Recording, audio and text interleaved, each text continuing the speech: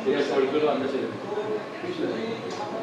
आज रॉयल अरब excellence award में आप शामिल हुए अलग अलग कंट्री से भी लोग बता रहे हैं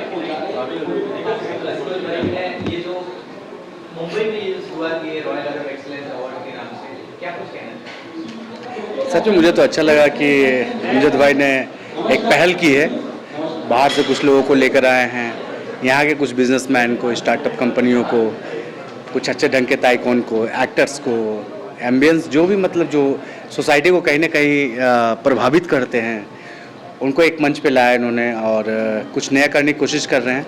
ऐसे तो अवार्ड फंक्शंस वगैरह काफ़ी होते ही रहते हैं, कंटिन्यू चलते थे, बट यूज टू हैं हम लोग। बट अमजद जी का को एक अलग ढंग का एम्बियंस मैंने देखा कि इनके एम्बियंस में नॉर्मली जो अवार्ड्स होते हैं वैसे नहीं है, कुछ डिफरेंट टाइप के। लाइक आप यहाँ पर कुछ you can achieve something like that, जैसे business ideas, like medical section also and lot of things. मतलब यहाँ पे आपको डिफरेंट टाइप की चीज़ें मिल जाती है एक मंच पे, और ये इनका फर्स्ट सेशन है और काफ़ी सक्सेस रहा, मुझे बहुत अच्छा लगा। मतलब कहा जाए तो क्रीम लोग ही आए हैं, तो मुझे अच्छा लगा, ये अच्छी पहल है।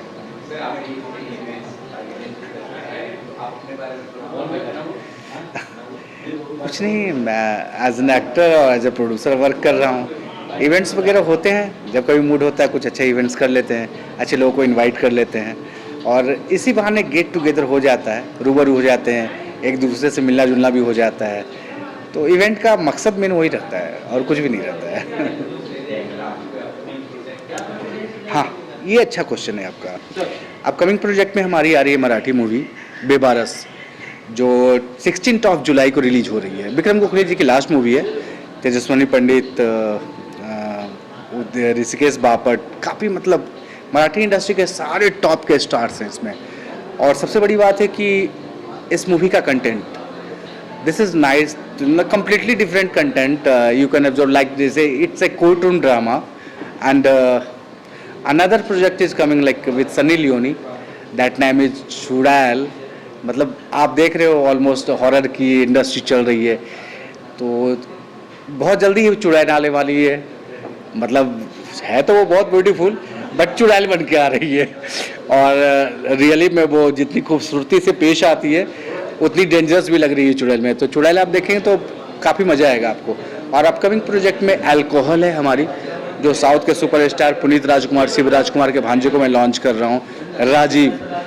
जो आप कह सकोगे कि पुनीत राजकुमार वापस कम बैक कर रहे हैं, तो वो हमारी अपकमिंग प्रोजेक्ट है साउथ के लिए। और बॉलीवुड के लिए 3 बड़े प्रोजेक्ट हैं जिसमें स्टार्स अभी लाइनअप हो रहे हैं, तो वो लाइनअप होने के बाद फिर मैं आपको खुल के सारी चीज़ें बता पाऊँगा।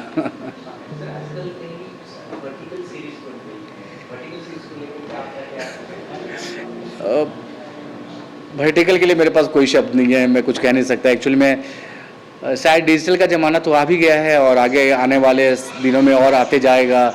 जैसे लाइक AI आया, VFX आया था, वैसे ही वर्टिकल आया है, तो स्वागत तो करना ही पड़ेगा हर चीज़ का। बट वर्टिकल के नाम पे जो चीज़ें नए OTT जो आ रहे हैं और नई चीज़ें जो परोसी जा रही है, मतलब एक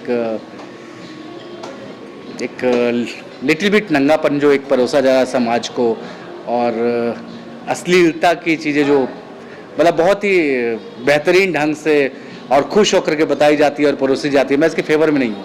बट हाँ, ये है कि जिन कलाकारों को एक स्पेस नहीं मिल रहा था, एक जगह नहीं मिल रही थी, एक प्लेटफॉर्म नहीं मिल रहा था, उनको वो प्लेटफॉर्म मिल जा रहा है बहुत आराम से, बहुत ईजी वे में, क्योंकि उतने एक्टर्स नहीं है जितनी डिमांड्स है आज के टाइम पे। लाइक यूट्यूब है, बहुत सारे प्लेटफॉर्म हैं।